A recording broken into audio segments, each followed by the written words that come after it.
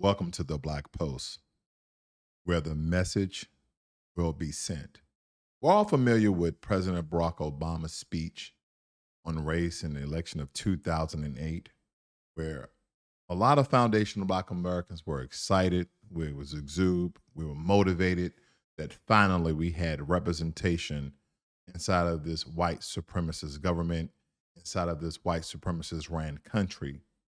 And what's important, the symbolism that was showed through his speech, we should have been very aware of what Barack Obama was not going to do for Black folk alone, as he did other people and other groups. And those other people and groups are the LGBT community, Native Americans, Jewish Americans, Hispanics, and Asians as well. Now, when I comb through this speech, family, and what I want you guys to understand, this is not to attack the former president, but to just simply call out how he tricked Black Americans for the bag and how he's profiting from his presidency. And I'm not pocket watching. This is basically calling out some things that I believe we didn't see coming, or at the time of the presidency, we was not made evidently aware. This is a quote he made within the speech. I am the son of a Black man from Kenya and a white woman from Kansas. Automatically, red flags should have went up. One, he does not have a Black experience as a foundational Black American. So he may be a Black man, but he's not a Black American man. That majority of us, overwhelmingly over 85% of us, grew up in low poverty ghettos and hoods. Not all of us, but a great majority of us. And that is one of the red flags none of us really paid attention to. We paid attention to his swag. We paid attention to his voice. We paid attention to his charisma. We paid attention to his wife, who is a foundational Black American, whose lineage stemmed from slaves in the killing fields of the American country, of the American land. And that is what we need to understand here. The very differences in which we raise and look at Obama. It also states, I was raised with the help of a white grandfather who survived a depression to serve in Patton's army during World War II, and a white grandmother who worked on a bomber assembly line at Fort Leavenworth while he was overseas. Now, if you guys didn't know this, President Obama actually grew up a portion in Indonesia as well as Hawaii, places where Black folk really, especially Black Americans, do not grow up in. He stated this: I've gone to some of the best schools in America, and I live in one of the world's poorest nations. I'm married to a Black American who carries within her blood, within the blood of slaves and slave owners, an inheritance was passed on to our two precious daughters. I have brothers, sisters, nieces, nephews, and uncles, cousins of every race and every hue, scattered across the three continents. And for as long as I live, I will never forget that in no other country on earth is my story even possible. So I'm thinking that the three countries he referring to are: one, America; two, Kenya, which is in Africa, another continent; and of course, North America; and three. Now, is he speaking about Indonesia and Asia, or is he referring to his grandmother and his mother's heritage in Europe? That's still something we need to define. But let's move on, because is evidently aware that he did not sign any legislation specifically for Black Americans as he did other groups. That is the most important point I want you guys to take away from this, because on this session of the Black Post, the message will be sent. This is very important. He states, this is not to say that race has not been an issue in this campaign. At various stages in the campaign, some commentators have deemed me either too Black or not Black enough. That's exactly what America needed. That's exactly why he got elected president, because he wasn't too Black and he definitely wasn't Black enough. He was Black enough to shoot a basketball, but he wasn't black enough to pass any legislation that was specifically for black Americans. But by the way of his wife, he has survived his candidacy. He has survived the presidency by his wife and children. When people looked at Michelle, they saw a dark, melanated, intelligent black American woman that solidifies Barack Obama's position and his status when he was running for president. And then a lot of people believe the only reason why Obama became president was because of Michelle. But let me tell you, the plot thickens, family, because it started in his first book. Because we're talking about, we're pocket watching. Yeah, we're pocket watching. I know I contradicted myself. We're pocket watching because I want to be very unfiltered on the Black Post. This is very important that we understand that, one, we're not trying to denigrate or be divisive, but to simply tell the truth. In his first book, Dreams from My Father, I described the experience of my first service at Trinity. And he goes on to talk about his first Trinity, but we're talking about that very first book, which is very important for us to understand. So when we look at this and we comb through everything that Obama and the Obamas have done and have not done, what we understand is there has never, ever been a Black agenda. There's always been symbolism. There's always been empty substance, meaning the sheer showing of symbolism, but without actual tangibles to back up the substance. And then the so-called promise not kept. Very important. So here's an article that I came across that I thought was very insightful.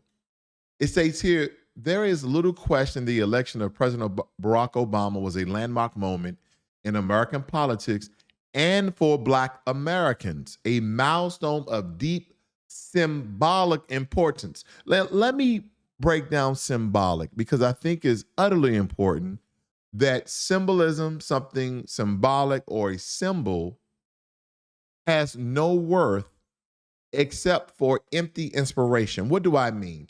How does symbolism put food on your table? How does symbolism help you to buy the car you always wanted? How does symbolism help you to afford the house you always wanted? How does symbolism help your health care situation? How does symbolism help Black folk in general? It does not. The change and the hope that you want to see was some of the campaign words and the trigger words that motivated Black Americans over 90% overwhelmingly to go out and vote for Barack Obama.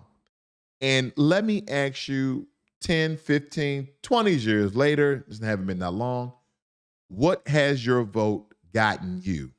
Well, I looked inside of my bank account, I looked inside of my asset folder, and I came out with absolutely nothing. And why is this important? Because as we go through this, you're going to see how President Barack Obama not only has funded, protected other groups, but he has also filled his own pockets by the way of Black Americans who put him inside of the White House, who thought he was going to be this grandioso savior of Black America and decrease the amount of racism, increase reparations, or let alone pass reparations legislation so we can be repaired and we can be restored. But did any of those things occur? Did any of those things happen? Absolutely not. But when reviewing the arc of his presidential administration, what was achieved? Were there substantive gains beyond symbolism? And did Black Americans and other ethnic and racial minorities see real benefits in their lives under the nation's first Black president? And for those who probably from South Africa, you're going to say the first colored president. But I digress. Those are issue and political scientists, and they kind of comb through this article here. So let's go right to the highlighted portions. Over the course of the Obama administration, the quality of Black life improved by some metrics. High school graduation rates, hate crimes, and life expectancy. I think during this campaign, let's point out a couple of things that really didn't have to do with Obama himself. But by the way of Michelle, remember Michelle Obama was pushing some sort of initiative to have healthy food inside of school. She was really dealing with the school administration around America. She was going into school districts. She was actually helping out and trying to pass local legislation to increase education for everyone, not just for Black kids. And that's what we need to understand. Nothing that the Obamas did help Black people specifically like they did for other groups. Everything they did was for the betterment of the entire country, which I know some of you guys are applying. Yep, he did it for the entire country. Great job, Obama. But again, you use Black people as a pedestal. You use Black people as a step up in order for you and your family to be well taken care of, while the Black family is still living in dilapidated apartments and houses, living in horrible neighborhoods, and living in places where that money that you've sent to all these other groups, that money that you gave to the Jewish American Holocaust survivors, that money that you increased funding for the Native Americans and those federal tribes, that money that you use to repel, don't ask, don't tell, and give protections to the LGBT community, that money was never allocated to foundational Black Americans, those lineage who stem from the slave fields of this country. Our ancestors paid our way in blood, and we, the descendants of those ancestors, never got repaid. We've never been repaired. We've never been restored. It goes on to state, for instance, hate crimes fell in the U.S. through the Obama years, but Black citizens were still more likely than any racial or ethnic group to be the victims of those crimes. While unemployment levels dropped for all groups, Black Americans were still nearly twice as likely to be unemployed as whites. As though the number of uninsured Black and Latino citizens dropped, people of color, as we know, we hate that term because it's mostly talking about Black folk, were still less likely to health insurance. So when everybody was talking about, oh yeah, my auntie, my grandma, my grandfather, my great uncle, they all got health insurance under Affordable Health Care Act. And then when I asked those same foundational Black Americans, if you don't mind, can you show me how they got health care? Can you show me any paperwork that they actually received health care due to the legislation that Barack Obama passed? Some people stated that it was too personal, and other people simply could not produce the paperwork. That is because that information was trickled down from their great uncle, said, yeah, I got insurance now, or Obamacare, but no one really produced any evidence to solidify their argument. I must point that out. Am I stating that no one received health care under the Affordable Health Care Plan? No, I'm stating the amount that people were stating is inaccurate, okay? Is inaccurate. Promise made, promise kept. Listen to this.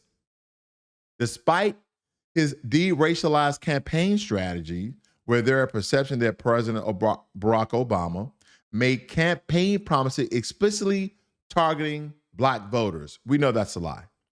It says by Gillespie calculations, yes. Now, here comes the trick bag. Please understand. They state again, was there a perception that President Obama made campaign promises explicitly targeting Black voters? You see what the perception of it. No actual promises made, so no actual promises kept. Only the perception of promises. And it states, yes, from rigorously pursuing hate crimes and civil rights abuses to creating a White House Office of Urban Policies, Obama kept about 55% of his promises that offer a particular appeal to Black Americans. Again, have you noticed nothing is targeted just for Black Americans? It just said, oh, particularly for Black Americans, meaning that it's for everyone. Because anything that is for one group of people, as we will see here today, you will notice that no other group is included. They don't say things like particularly. They don't say, well, some or all. They will let you know that the legislation passed is for that group and that group alone. A number comparable to the proportion of promises that appeal to Latin voters, 57.7%, and women voters, 56.5%. And he also was successful in keeping campaign promises to other constituents. Of course he did.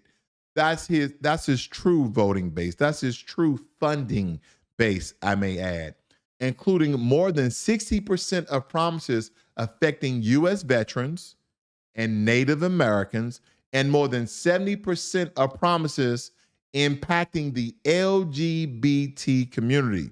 So those people who decided on a particular lifestyle that at any time they can revert back to what they want to be, have 70% of their promises actually kept. I want you to think about that. See, the reason why a lot of things in the Black community, why a lot of things in America are racialized, is because Black people have always been the stepchild of America. And matter of fact, we've always, in some sense, been deemed, labeled, and colored as the criminals of America, as the low degenerate class of America. Now, we know we have some token Negroes that step and fetching, who step up to the plate and put on the tie and shake their head and wag the finger at other Black folk. So those people get prompted up. Those people get put in position. Those are the ones that speak down to you when they're on national TV and try to speak for the entire Black community instead of speaking truth to power. But when it comes to the LGBT community, okay, not to be divisive, at any time someone who is lesbian, gay, bisexual, transgender, or queer, guess what they can always do? They can always be whatever they want to be because it's their choice. So as one day I'm a lesbian, I'm gay, you know what? I think I'm gonna go back to being straight. But if you're Black, you're Black. Unless you're trying to use a whole ton of cake soap and you're trying to use a whole ton of skin bleaching, at the end of the day, people will still know that you're Black. Case in point. Let me move on, because it's utterly important we understand the nuances of this particular broadcast. It says, yes, there are reasons to be dissatisfied with the glacial pace of reducing racial inequality in America. And while he could have done more from a policy standpoint, let's stay right there. And while he could have done more from a policy standpoint, of course he could have done more. He has done more for other groups. He has done more for other groups. As I stated before, he's done things for Native Americans. He's actually included healthcare assistance in the Affordable Health Care Act simply and specifically for Native Americans, because they have their own Indian health services, but he has allocated, he has put aside millions of dollars to support their healthcare plan and protections for LGBTQ rights. And again, I'm against none of this, family. I'm simply pointing out what he has done for other groups, instead for the group who put him in office, just as well as Joe Biden. When it comes to Jewish Americans, we understand that he gave them millions of dollars, just as well as Joe Biden. Native Americans, he's given them thousands and hundreds of thousands of acres of land and money. And again, as they should have. But again, Joe Biden has done the same. But what did Black Americans, the one voting bloc that the Democrats consistently have depending on to put their candidates into power, what have we received? Now, a lot of you who are democratically strong, who are democratically indoctrinated, I understand you're going to point out some of these all lives matter legislation. But when I show you the specific legislation that went to some of these groups, I understand the foundational Black American family are going to see the tricks, are going to see how we were hoodwinked, we were manipulated, we were ran amok on the golden child of the first Black president. It goes on to state, it was unrealistic to expect him Really. It was unrealistic to expect that the first black so-called president was going to do something specifically for black folk when it came to hate crimes. You mean to tell me you couldn't make black Americans a protected class, even though when I look at the data, and I'll point this out to you, family. Let's look at some of this data very, very quickly. Let me see if I can find some of this information here. Give me 1 second. Give me 1 second. I'll pop this information up for you guys. Here it is. Here it is. When we look at hate crimes in America, this is coming from the FBI.gov by the way of the Crime Data Explorer.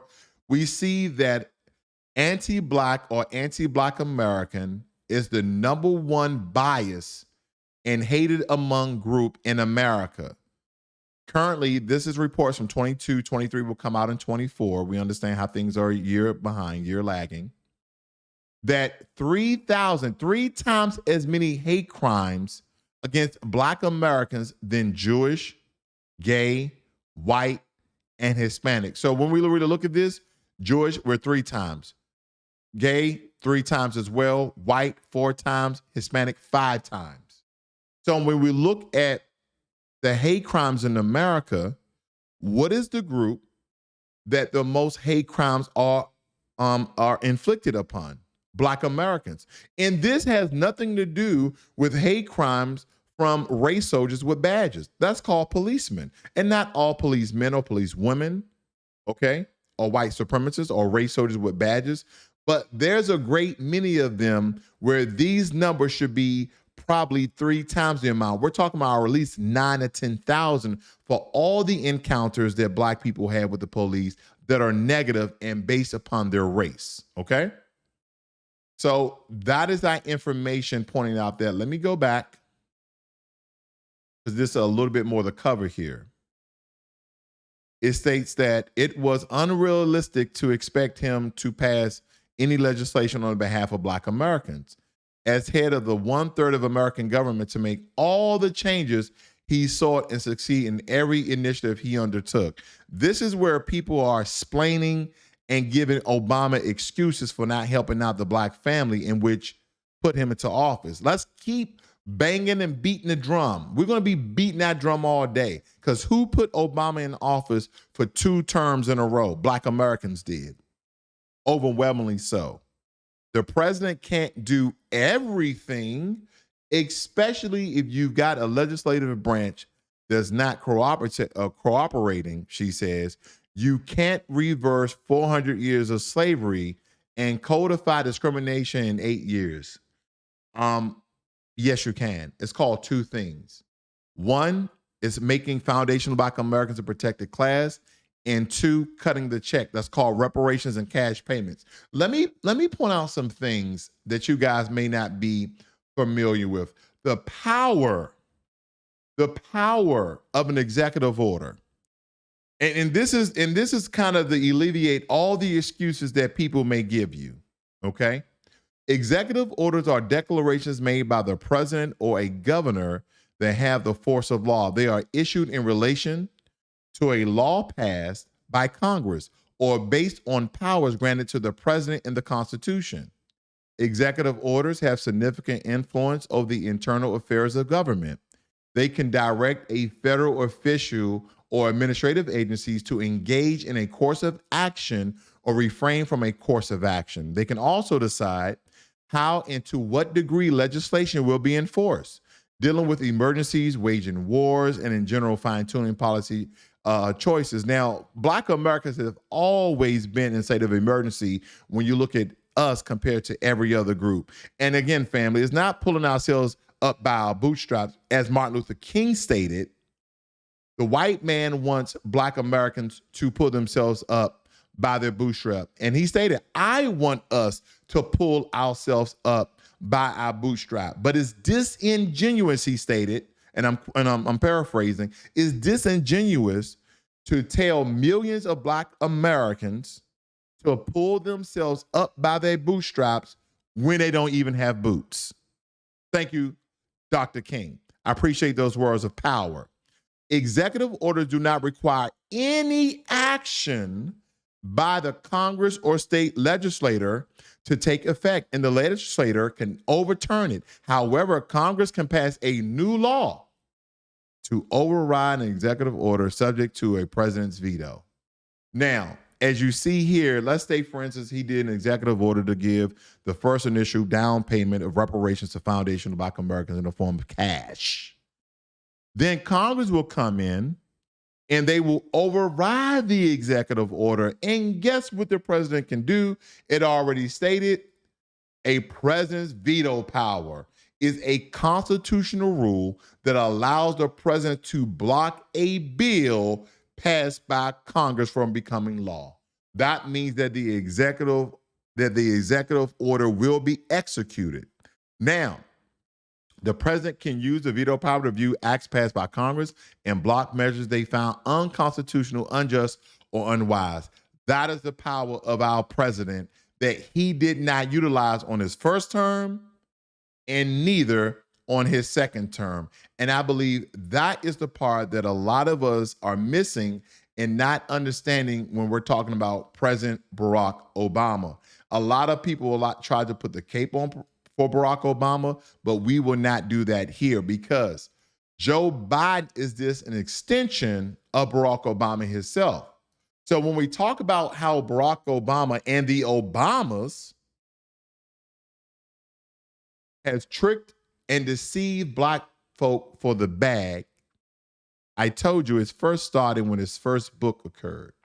This is when he really started using his position as president by the way of hope and change in order to become a multi-millionaire. Because when the Obamas came into office, what we need to understand is they were probably worth only about 1.3 million. Did you know that the Obamas are now worth over $100 and something million? And I don't know if you guys are familiar how much the president get paid. Presidents only get paid, I believe, anywhere between $300,000 to $400,000 a year. So 8 years, and we are talking about what he's supposedly only made like $5 or $6 million as president. But now he has accumulated over $100 and something million. We're talking about book deals, Netflix deals, podcast deals. He used his position of power. He used his position of influence that foundational Black Americans put him in place, and all the while did nothing for the Black family. That's what's important here. Okay. You know what? And a matter of fact, let's look up how much presidents make. What is the salary? Hold on. Here we go. We got some ad blocking. Hold on. What is the salary, right, family, for the president? Here we go. As I stated, it states here on May 14th, the House appropriation, blah, blah, blah, to $400,000 effective January 20, 2001. Okay. And I wonder if this has increased over time. What is the president's salary after he leaves office? It says January of 2022. So roughly over $250,000. So let's just state, for the sake of argument, $250,000 is what he's now receiving. So as I told you before, his family is now worth over $100 million. And that's because, again, we utilized our votes to put a Black man in office without the Black experience, who is in some form or fashion mixed, because we have to understand, without having that Black experience, not growing up in particular neighborhoods and particular environments and around particular people, there's an attribute that's missing from Barack Obama, that him being the head of the Obama family, that Michelle herself could not instill, because, again, I believe Michelle was just on for the ride. Who will pass up the chance to be the most powerful family in the world, let alone the first Black family in the world that with that amount of power?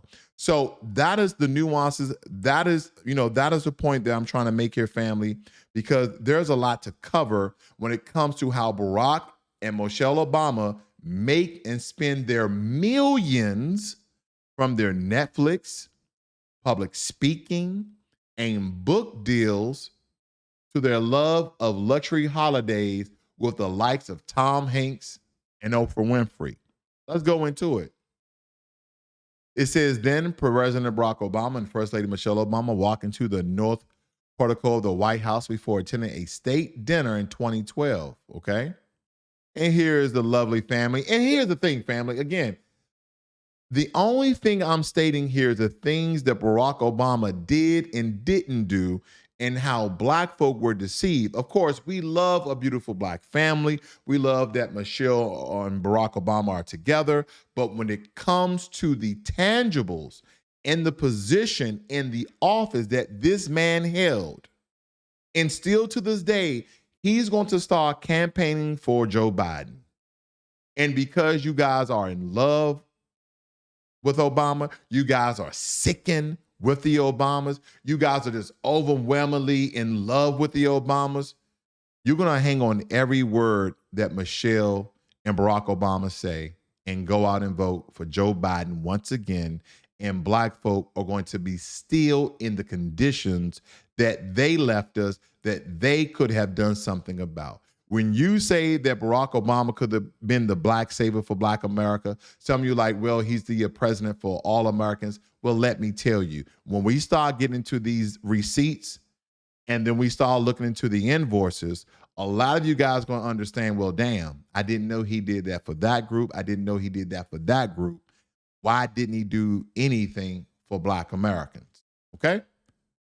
So the Obamas entered the White House with a net worth of $1.3 million. Okay? From the time when Barack joined the U.S. Senate, it says Obama's earned a total of $20.5 million from his government salary, book royalties, investment income, and Michelle's income from her job at the University of Chicago hospitals before she became the first lady. Okay? And then since it has grown to $70 million. Okay, you remember these two young ladies when they were very young? Barack made a six-figure salary as president, earning $400,000 a year. His 8-year term, he still earns an annual pension of about, now is roughly over $250,000. Then the lion's share of Obama's fortune comes from books. Everybody wants to read about Obama.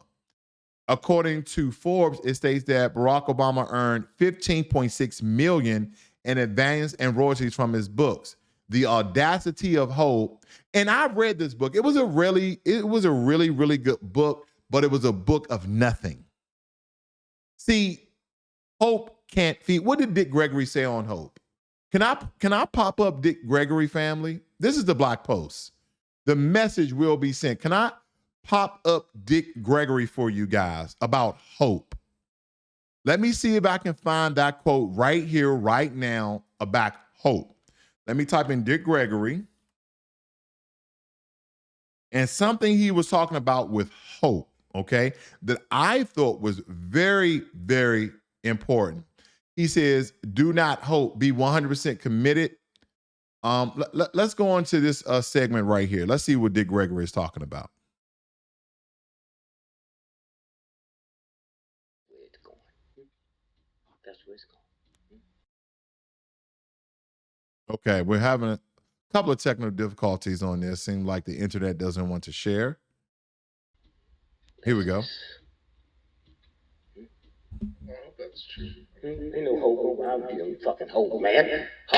Hope you gonna pay your goddamn rent. Hope your car work. Come on, man. Ain't no bullshit.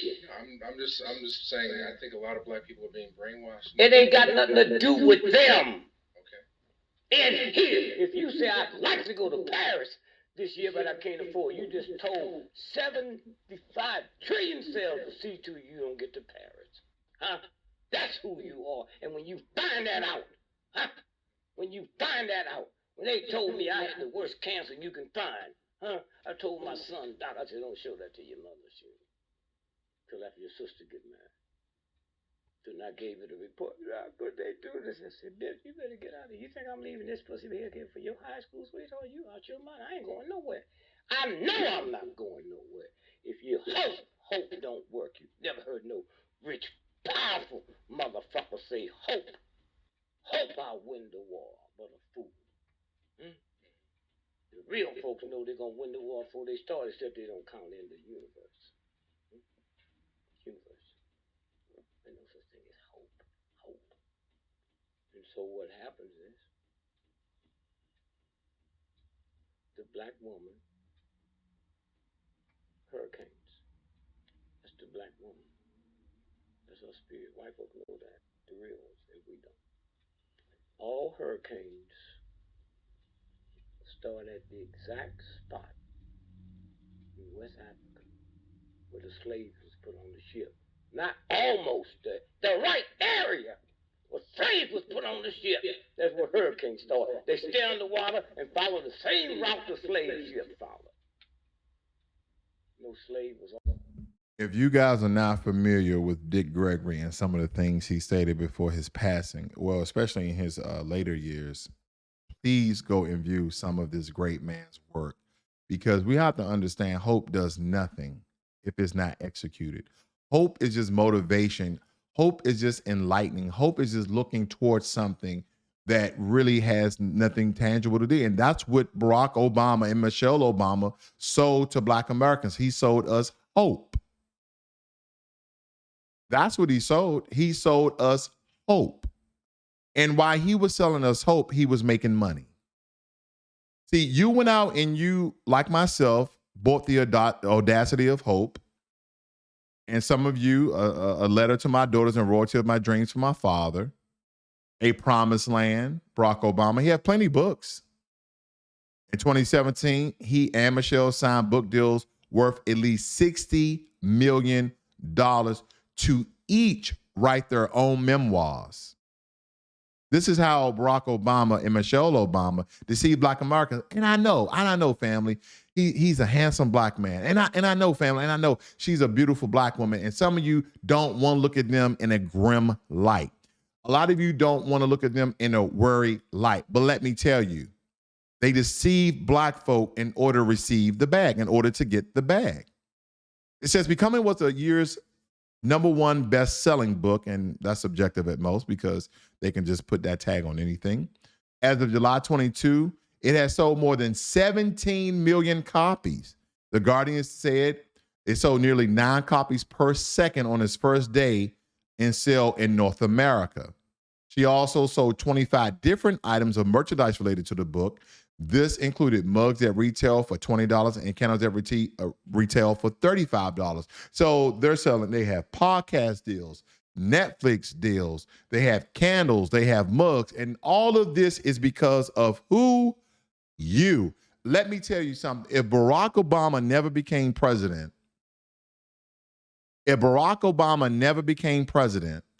do you think that they will be worth hundreds of millions of dollars? Absolutely not. But this is what we have done. The first term, we all voted. I voted, you voted. We wanted to see a Black man and a Black woman in office. And we got exactly what we want. We got a bunch of symbolism. But that second term, because I really thought something was going to happen during that first term, and they let me down.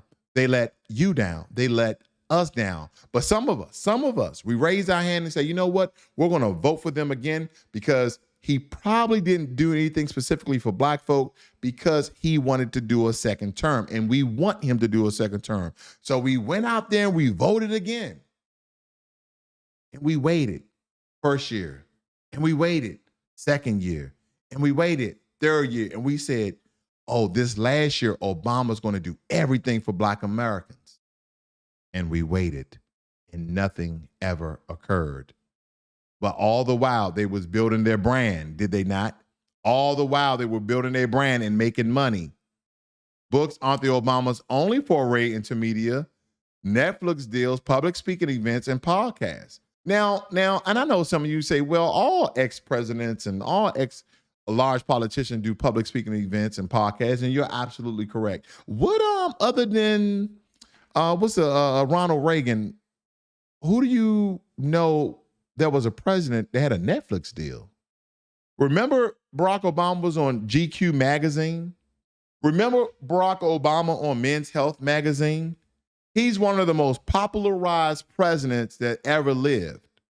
And some of you are going to say, well, that's just a swag of a Black man. That's just a cool, and you could be right. But the question goes on to state this. If Barack Obama signed legislation specifically for Black Americans, do you think they would be in the position with the tally of money that they have today? Do you think he will have a Netflix deal? Do you think he will be at all of these public speaking events where they're paying him over $50,000 to $100,000 to speak? Do you believe that people will go out in droves and buy their books if he signed legislation specifically for Black Americans? I will have to think not. 2018, they signed a production deal with Netflix, which is estimated to be worth $50 million. That includes a documentary film becoming accompanying Michelle's memoir. Since leaving office, Barack Obama has been paid as much as $400,000 for public speaking events. He reportedly earned $1.2 million for 3 talks to Wall Street firms. So he speak to some Wall Street firms, you know, the guys on Wall Street, the guys who are worth billions and trillions of dollars. He spoke with them at least 3 times and made a bag from it. He made $1 million from it just for speaking. Now, this is something that this guy has been doing his entire life. He's been speaking his entire life. Barack Obama, even with his stutters, even with his pauses, he's an excellent orator. It's the way that he compromises his words while solidifying his message. He's an excellent orator. I will give it. He did an excellent job speaking to us. We were all sugared up. We all felt that energy come over like something big was going to happen. And then there was nothing. But all the while he was building his brand, he was making money for him and his family, not the Black family. Because here's the thing. When you're the president, you're a public servant. Yeah. He served the public. He served the public with the exclusion of Black folk. I'm going to get there, family. Stay with me. Michelle also reported rakes in $250,000 per speaking appearance via the same source. So they panned the Obamas tenfold over. This must be for tax reasons. Again, everybody knows Michelle and Barack Obama, very lucrative, very powerful first family. The tickets on her 2018 book tour stopped at Barclays Center in Brooklyn range from $300 to $4,000. Okay? I'm going to skip down here because there's money everywhere to be made when it comes to the Obama. All things considered, Obamas could earn as much as $242 million in their post-presidency life, American University estimated in 2017. Now, I know some of you, because you're Obama lovers, you are infatuated with the Obamas, and you're stating this. Oh, man, you just player hating. You just hating they get in the bag. No, not at all. I love to see Black folk do well. I love to see Black folk make money. But when it's on the backs of manipulation and trickery from the Foundation Black American Family, that is where I have a problem, and you should too. But it's your choice. Malia and Sasha college fees. Let's look at this. 2007, Barack bought Bright Directions age-based growth plans, each worth $50,000 to $100,000 to pay for Malia's and Sasha's college education. Malia started at Harvard, in autumn 2017, while Sasha started at the University of Michigan in autumn 29, but moved to the University of Southern California last year. Investments in real estate. Now, don't you wish you had enough money from being the president and doing book deals and podcast deals and Netflix deals where you can go out and invest in real estate? I'm not hating. I'm just watching. They needed a new place to live after leaving the White House, so they bought a 8,200 square foot mansion in Washington for $8.1 million after previously renting it, according to the Washington Post. At the time of purchase, it was reportedly the second most expensive home in that particular neighborhood. The more expensive home belonged to Jeff Bezos, and it was a former textile museum turned mansion. Oh, which is a lovely Black family. Gotta love it. They live in a great life. I love it. In addition to their residence in Washington, D.C., the Obamas still own their home in Chicago, Hyde Park neighborhood that they bought for $1.65 million and is now valued at $2.5 million. Oh, what a wonderful family. They must be doing great in life. In 2019, the Obamas reportedly bought a house on Martha's Vineyard for $11.75 million, according to a report from Vineyard Gazette. The 6,900 square foot house sits on nearly 12 hectares overlooking the Eggertown Great Pond. Wow. Wow. Luxury holidays. They have enjoyed several holidays since leaving the White House. They first headed to Southern California, and eventually made their way to Nectar Island, where Barack was spotted kite surfing with Richard Branson. You guys know Richard Branson, right? He's the owner and CEO of Virgin Mobile, Virgin Voyages, the cruise liner, Virgin Air, okay, the airline that he owns. Yeah, you guys know Richard Branson. You know what? Let's pop up Richard Branson. I didn't see him having fun with Tyler Perry, which that wouldn't make any difference either, because Tyler Perry dressed in transgender clothing and then goes out and make money from the black community and really does nothing. But anyway, Richard Branson. Let's go Richard Branson. Again, I told you on the Black Post, we're going to go rough, riggedy, and raw. This is Richard Branson. You guys know this guy. The British business magnate. He's the owner of the Virgin Group. Okay, everything Virgin, this guy owns and operate. I just want to be familiar with Richard Branson, okay? He owns his own island, and that's probably what the Obamas own too, okay? We don't know that much just yet, but again, we're kind of pointing out and we're pocket watching the Obamas because we know that without us, it could never be them. He also visited the island of Tetron in French Polynesian and checked into a luxury resort called the Brando. A night there in a one-bedroom villa can cost anywhere from $3,500 to $4,500. So basically, this is a place where only the rich and powerful can go, because that is the only people can afford that amount per night, unless you just have a black card. Yeah, the Obamas have also been spotted on Davis Gibbs' yacht with celebrities like Oprah Winfrey, Tom Hanks, and Bruce Springsteen.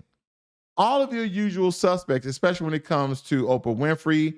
She's a black bootleg, and Tom Hanks and Bruce Springsteen. Nothing like this really surprises us, but the list goes on and on and on. The designer wardrobe. We do know wardrobe isn't included in the package of President beneficial and perks. Yeah, he paid for his own clothes, family. And Michelle has donned both expensive designer clothes and affordable brands. She has worn pieces from Naeem Khan and Versace, grown worth an estimated $12,000 for special events. As the First Lady, known for her casual, relatable style, she's often been spotted in affordable brands like J. Crew, Target, and Converse. They just try to do that to dumb it down.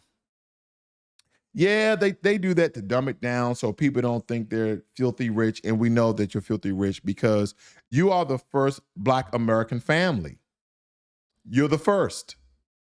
And so we are pocket watching because we're trying to see, what did we receive when you was in office, and what did you receive from being in office? And now we see. And no one's going to take away from Michelle's beauty, her grace. No one's going to take away from that. But at the end, we were all sold out. We were all sold out, family, and we must point this out. Oh, and don't forget philanthropy. That was the campaign she ran. Let's move. Let's move. From 2009 to 2015, they gave $1.1 million to charity. They only gave $1 million to charity, family. Don't forget they're worth over $100 million. Now, it's probably only 1/10 of what they make. But again, they also have royalties coming in from all of these deals that they have. So let's not forget about the royalty money and the ongoing pension they received from being president.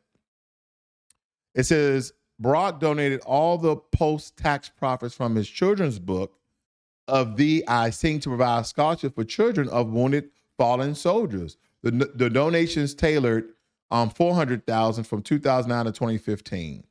Now, of course, as you notice here, family, all of these are women. Okay, I don't see a male in picture. They have some Black women here, but again, they have done nothing specifically for Black Americans. They do onesies and twosies, and all lives matter. Okay, and we're getting into it. We're getting into the part where we're going to kind of dumb down some of the things that the Obamas did for everyone except for us, okay? So we definitely need to dumb this down, okay? President Obama signs Indian Health Care Improvement Act into law, and the Senate committee had the audacity to call Native Americans the first Americans, where the Native Americans were one running away and killing themselves in order to be removed or not be accounted into slavery, okay, and not be shackled. They were running away, they were starving themselves, or they got into contract with the white enslavers to capture slaves because they knew the land, they knew how to track. So they got into contracts with the white enslavers to track down runaway slaves. That's something that must be pointed out as well. But yeah, this is their Indian affairs. This is how they signed into law the Indian Health Care Improvement Act. And this is what signed by President Barack Obama. So when we're talking about the things that was specifically done for other people, this is one of the things. Let's move on to this. Here we go. President Obama and the Native American community. Indian Health Care Improvement Act, as well as the enactment of the Tribal Law and Order Act to fight crime in Indian country, and the settlement of long-standing legal claims in the Coble case over the accounting of tribal resources and the Keep Siegel case revolving allegations of discrimination against Native American farmers and ranchers. This is all tangible legislation that they received. This high level of engagement has brought about great progress by ensuring that the Recovery Act included many tribal priorities. Okay, let's move on. Obama administration exceeds ambitious goal to restore 500,000 acres of tribal homelands. Administration makes good on promises to place at least 500,000 acres of land into trust for tribal nations, working to make tribal communities whole again. Look at this. This is where your vote went, family. It states here that the 500,000 acre goal was surpassed Friday when President Obama signed into law the bipartisan, I guess they can do things together, the Republicans and Democrats, because the bipartisan Nevada Native Relation Lands Act, which conveys more than 71,000 acres of Bureau of Land Management and U.S. Forest Service lands into the U.S. Department of the Interior to place into federal trust status for 6 Nevada tribes. What they're stating is this. They had over 500,000 acres that was allocated to the Bureau of Land Management and also the Forest Service, where we have Forest Service. And then they transferred that land over into the Department of Interior to place inside of a trust for 6 Nevada Native American tribes. It goes on to state that the tribes will use their newly acquired land to expand housing, provide economic development opportunities, and promote cultural activities for and by their tribal members. So all of these groups are receiving tangibles from the Obama administration. And then when it comes to the LGBT community, the end of don't ask and don't tell. But what people don't understand about this particular legislation, that it came with protections. It came with protections in federal law. And President Obama signed repeal into law in December of 2010.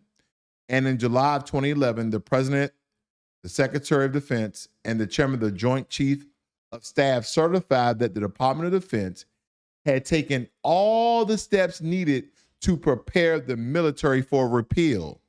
60 days after that, at 12:01 a.m. on September 20th, 2011, the era of don't ask, don't tell was over.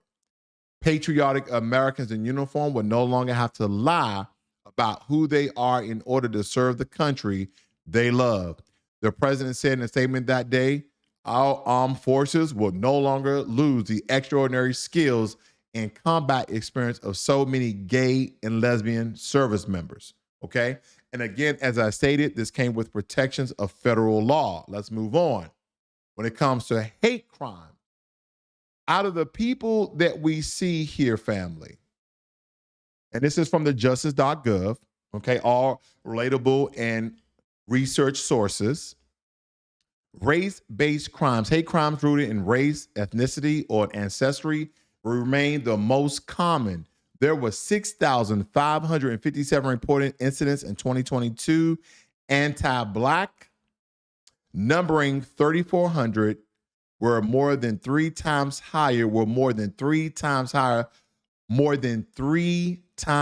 higher than the next higher racial or ethnic category. And we're all familiar with this statistic right here. We kind of pointed this out prior to, okay? And to solidify and kind of give you a correlation, you're saying, well, who else received protections? Didn't we get protections when it came to the civil rights of 1964, when it came to the civil rights of 1968, when it came to extenuations of the Civil Rights Act?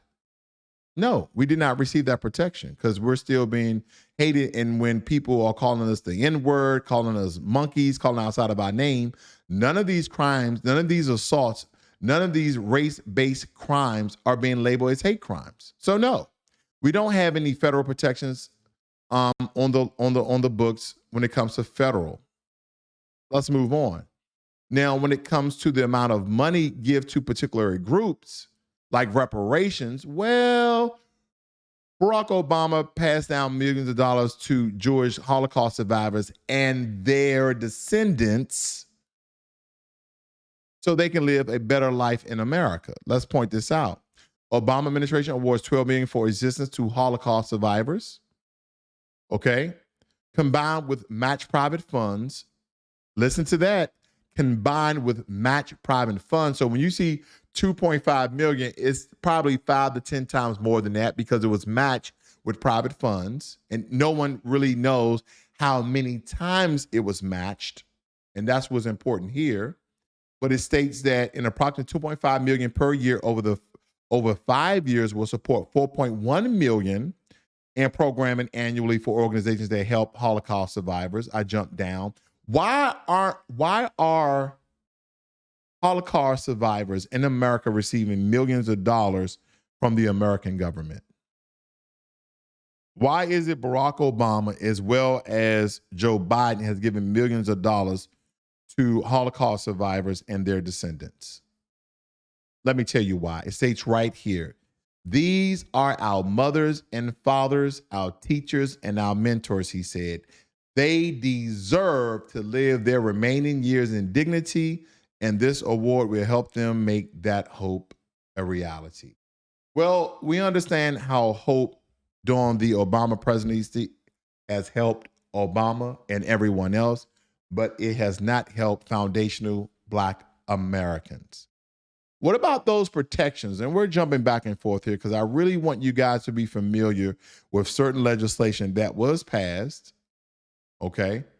And this is by the way of Joe Biden. And I'm making a correlation between Joe Biden as well as Barack Obama and how Joe Biden is just an extenuant of Barack Obama himself. He's primarily a mirror image of Barack Obama. They're doing the same things while excluding Black folk. Now, this is called the COVID-19 Hate Crimes Act. I don't know if you guys are aware of this, but yeah, hate crimes because of COVID-19. But what this has done, this has specifically given protections to Asian Americans, not Black Americans, who are the most hated group, not Jewish Americans because they have their own protections, but Asian Americans. Let's get into the legislation here.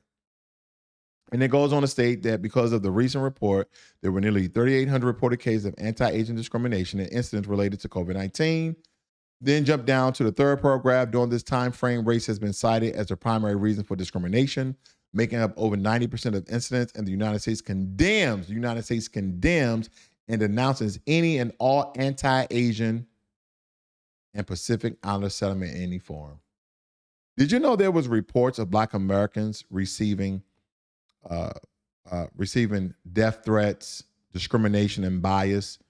And even some of our African brothers and sisters were receiving that. They thought they were bringing COVID-19 over here from Africa, even though it was over here from Wuhan, China, allegedly. But they thought they were bringing over here COVID-19, Ebola from all the different African countries. And of course, a lot of us look similar. So they were denigrating and discriminating against foundational Black Americans as well. But we didn't receive any of these protections. We're not named in this COVID-19 anti-Asian hate crime bill. No. Only the Asians are named in this legislation. So this is once again legislation that is specifically for them. Roughly 36% of these incidents took place at a business, and more than 2 million Asian American businesses have contributed to the diverse fabric of American life. More than 1.9 million Asian Americans and Pacific Islanders older adults, particularly those older adults who are recent immigrants or have limited English proficiency, may face even greater challenges in dealing with the COVID-19 pandemic, including discrimination, economic insecurity, and language isolation. Well, no one did anything for our forefathers and our great people who descended from slavery. Okay, I'm just a little upset when I read it. Every time I read it, I think I get just a little bit more upset. So it kind of chokes me up because you're stating that you wrote this because of discrimination and economic insecurity. Well, what was Jim Crow? What do you call current day, where we still have the most hate crime? We're talking about discrimination. What about economic insecurity? Reparations were never paid. 40 acres and a mule were never allocated. So we are still we still are living at or below at a great majority of the poverty line. Do you think Black Americans have economic insecurity? You're damn right we do. And language isolation. Please don't say Ebonics. Please. Let me move on. U.S. finalized deal to give Israel $38 billion in military aid. So a lot of people wasn't aware that Obama gave money to Israel too for military aid. Who do you think the Israelis were fighting with $38 billion? Do you think it was Europe? Do you think it was Asia? Do you think it was Africa? I will have to believe that I believe once again, America has funded Israel to beef up their military to fight the Palestinians. That's what allegedly, that's what I'm kind of alluding to. Maybe not. I don't know. The United States has finalized a $38 billion package of military aid for Israel over the next 10 years, the largest of its kind ever, and two allies plan to sign the agreement on Wednesday, American-Israeli office. When was this signed? When was this? When was this signed? 2016. So the money that Joe Biden has allocated to Israel, are they still receiving money from the Obama deal as well? Because they said for the over the next 10 years, so it's 2024. We're talking about they still have 2 more years to receive military aid based on legislation that Obama signed. Okay? And you guys can go and read the entire story for yourselves, but I think I've read enough. What do you guys think? I really want your thoughts on here. Please leave it in the comment section. We're going to do more powerful pieces like this because I believe it's very, very important that we understand what this so-called Black president has done and has not done. What this president has done and has not done. Can I say that again? What this president has done and has not done. Because let me leave you guys with this. When we talk about the Obamas, we was pocket watching because we understood that we put them in a position where they're making hundreds of millions of dollars while they provided no tangibles to Black Americans. We understand that the Obamas see themselves and presented themselves as a symbol of hope and change. That's the campaign he wrote on, hope and change. Well, we hoped a lot, but nothing changed for us. If anything, it got worse. But what was a true agenda of the Obamas? They promised to uplift the Black community, to fight for equality and justice, but did they deliver on the promises? Unemployment rates among Black Americans were higher than ever during their time in office.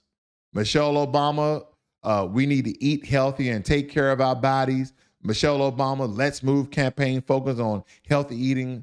But what about the systematic issues facing Black communities?